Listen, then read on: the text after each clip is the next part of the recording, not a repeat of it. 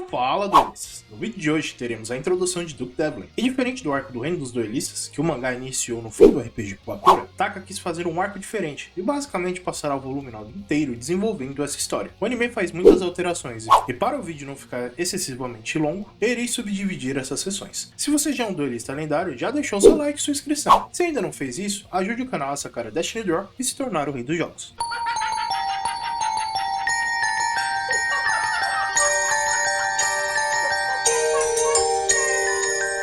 Episódio 46. O misterioso estudante transferido. Ryuji Otoji. Capítulo 75. O novo jogo. A cena inicial mostra o vovô Muto dando um talento na entrada de sua loja. No anime, Yugi está saindo para ir à escola com Teia. Quando Teia cumprimenta o vovô, ele demonstra estar bem chateado. Yugi começa a falar que isso começou há pouco tempo. Quando Teia pergunta por quê, o vovô Muto responde que sua maior batalha seria feita agora, aos 72 anos, pois uma loja de jogos concorrente estaria deixando sua lojinha à beira da falência, já que oferecia games de muitas culturas ao redor do mundo, e tinha todo um ambiente aconchegante para o cliente.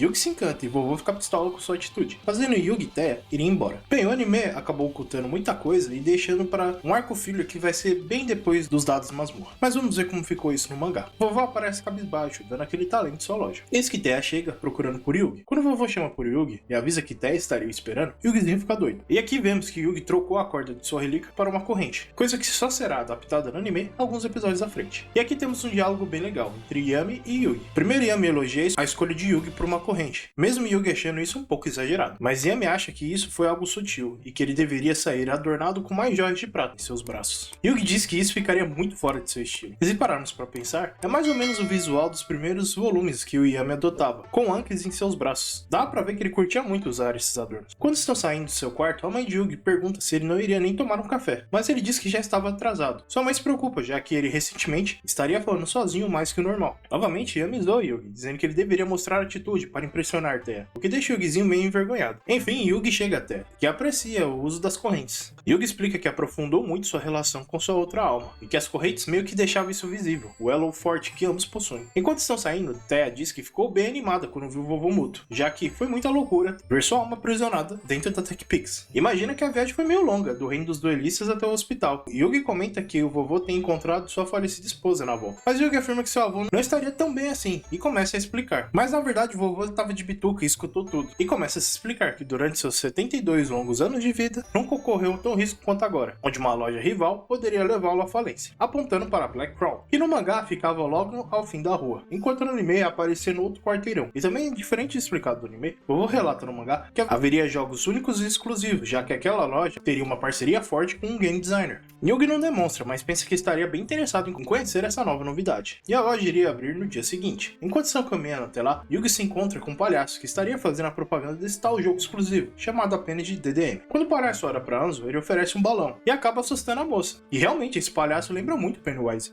Teia conhece Yugizinho e sabe que ele fica doidinho por games, e diz que iriam se atrasar para a escola. Já aproveitando a brecha, ela pergunta se ele queria sair com ela no domingo. E claro que o boizão topa tudo. Já longe, mas sendo ainda observados, Duke, ou se preferir, Ryuji e Otogi, conversam que Yugi não parece ser um especialista em jogos, mas o palhaço confirma que o mesmo poderia ser dito de seu avô. Acontece que esse palhaço na verdade é o pai de Duke, e que aqui revela que há muito tempo, durante um jogo contra o avô de Yugi, ele ficou com o rosto deformado, usando essa máscara para cobrir o estrago daquele dia, e daí em diante, e criou seu filho, único e exclusivamente para poder se vingar de Solomon Muto. Duke não sabe de toda a história ainda, mas promete que iria vingar seu pai, começando hoje mesmo, roubando o que era mais importante a Yugi. Essa cena no anime sofreu algumas mudanças. Primeiro que quem estava anunciando através de flyers, e não balões, são garotas. E olha a cara de Teia de ciumento, que agarra o Yugi pela gola e avisa que são atrasados para a escola. Yugi aqui estava sendo observado, mas apenas por Duke e esse figurante aí. O diálogo aqui no anime envolve outra situação, que será explicada apenas no duelo dos dados masmorra. Mas basicamente, por o Yugi ter amassado Pegasus, isso cancelou o desenrolar de seu projeto dos dados masmorra com Pegasus. As motivações são diferentes, mas o resultado seria o mesmo. Duke iria pra cima do Yugizinho. A cena seguinte ocorre na escola, e é basicamente a mesma. A turminha da amizade está falando a respeito da nova loja, e que estavam fazendo um marketing bem agressivo. Detalhe que no anime, Bakura ficou de fora novamente. Joey comenta que viu o anúncio desse jogo nos jornais. DDM, que significa significava duelos de dados masmorra. Teia fica admirado que ele leia jornal, isso no anime. Enquanto no mangá, Teia pergunta se agora sua família tinha condições de pagar por uma assinatura, mas Joy responde que trabalha entregando jornais, já que todo o dinheiro do reino foi utilizado para custear a cirurgia de Serenity. E o doutor havia informado que após a cirurgia, ela iria enxergar sem nenhuma sequela. O anime acrescenta uma cena extra onde Teia afirma que trabalhar era contra o regulamento da escola, e bem hipócrita na real, já que no anime mesmo havia adaptado no filler o evento onde ela trabalha. Inclusive, caso estejam curiosos, eu cobri esse capítulo aqui no Yu-Gi-Oh! Zero. Deixaria fixado nos cards e na descrição. Mas voltando, a turminha desvia a atenção pelos gritos femininos. Era Duke que estava roubando a cena. No mangá ele está na mesma sala que a turminha. No anime, ele fica em outra sala. Duke estaria roubando a cena sendo um aluno transferido e descolado, fazendo pequenos truques com dados e deixando enfileirados, o que chama bastante atenção das meninas. E claro, deixa a Joy super enciumado. Tristan no mangá afirma que, como progrediram para o segundo ano, estariam vendo rostos novos, mas nada macabro como nos anos anteriores. Joy afirma que não gosta de gente exibida. Até tira uma dizendo que ele só está com ciúmes do novo garoto ter habilidades e está atraindo a atenção das garotas. Joy responde que ele é o tipo de pessoa que deixa suas habilidades guardadas e não sai exibindo à toa. Tristan alopra Joy perguntando se ele realmente tinha algum talento para esconder. Joy responde que no reino dos duelistas revelou seu talento com cartas. Duke vê uma brecha e trata logo de aproveitá-la, perguntando mesmo se Joy era bom nos jogos. Joy, em um ar de superioridade, começa a falar que derrotou o ex-campeão norte-americano chamado Keith Howard,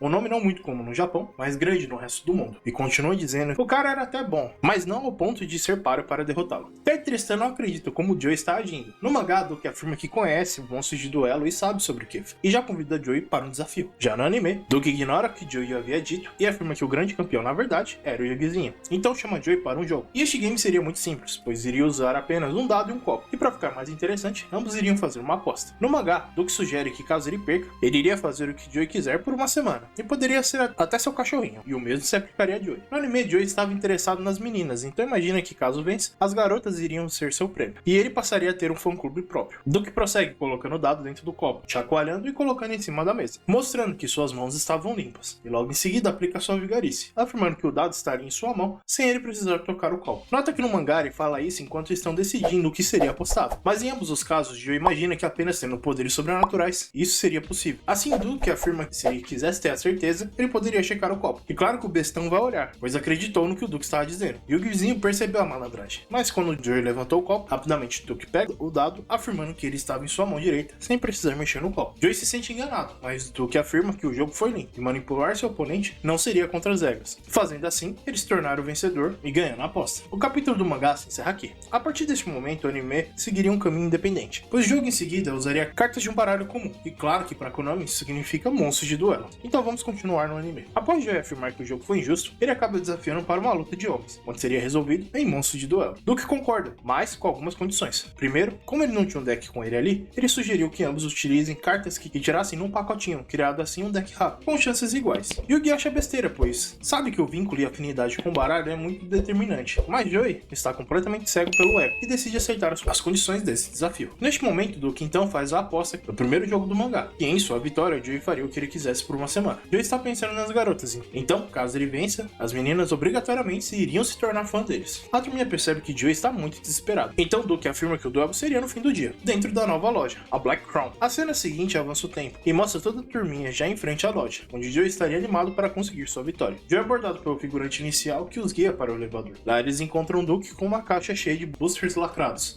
e informam que iriam montar o deck utilizando as cartas e tirarem nos boosters. Aparentemente, a primeira leva de cartas aumenta ainda mais a confiança de Joy, mesmo com Yugi tentando convencer que isso seria uma má ideia. Quando chegam no andar, percebe que existe uma arena similar às vistas na Kyber Land, e a torcida de Duke que desejava boa sorte, aumentando ainda mais a raiva de Joy. Outro detalhe são as câmeras, e Duke informa que o evento estaria sendo televisionado, e que não teria graça duelar com o número 2 sem espectadores. Essa atitude lembra muito a do Cetro no Death Tig. Com tudo pronto, o duelo iria começar, sendo o primeiro turno de Duke, que joga um monstro máquina Oniten T-34. Esse duelo, só para constar, usava as regras do reino. E bem, essas regras só irão mudar quando começar o torneio da Cidade das Batalhas. Na vez de Joy, ele invoca o Caçador de Espadas, um monstro guerreiro de efeito, no qual ele equipa um monstro que destrói e aumenta seu ataque em 200 pontos, gerando um grande prejuízo à vida de Duke, que aproveita para elogiá-lo, deixando Joy cada vez mais vulnerável com seu excesso de segurança. Em seu turno, ele saca a carta Armadilha, Mishizuri, e prepara o campo invocando em modo de defesa o Morcego das Trevas, encerrando sua jogada. Na vez de Joy, ele invoca a Besta Louca da Espada, um monstro que possui um efeito de dar dano perfurante, deixando Duke com 550 pontos de vida. Em resposta, Duke aciona a carta Armadilha focando no Caçador de Espadas. A turminha avisa para Joy não abaixar sua guarda, mas Joy estava completamente tomado pelo excesso de confiança. Mas Yugi Yugi sabe que quem está controlando o game era o Duke. No turno de Duke, ele saca o Remover Limites e acaba setando a primeira parte do combo final. E invoca o monstro Spikehead, destrói a besta louca. A turminha pede para que Joey lute com serenidade e mal sabia Joey que estava prestes a jogar seu último turno. Em seu saque, ele consegue a força de ataque Goblins e quase finaliza o duelo, deixando o Duke com apenas 50 pontos de vida. Mas quando achou que a vitória estava próxima, foi surpreendido pelo combo final. Primeiro, o Duke invoca Gradius e ativa o Remover Limites e, por fim, carta equipamento, queda do Meteoro Angelical, uma carta que Joey não sabia seu efeito, mas Duke explica que a carta permite infligir dano perfurante. Como a tropa de Goblins possui sua defesa nula, o ataque iria ser mais que o suficiente para terminar a partida. E assim, Joey acaba perdendo esse duelo. Como prometido, Joey teria que cumprir as ordens de Duke por uma semana, e trata de providenciar uma roupa adequada, uma fantasia de cachorro, e o força a latir ao invés de falar. Claro que isso deixou o Yugi putaço, e finalmente Amy aparece e toma as dores, desafiando Duke para retirar a humilhação de Joey. Duke faz uma contraproposta, onde o jogo seria dados dos monstros masmorra, e caso seja o vencedor, primeiro Amy iria abdicar do título de rei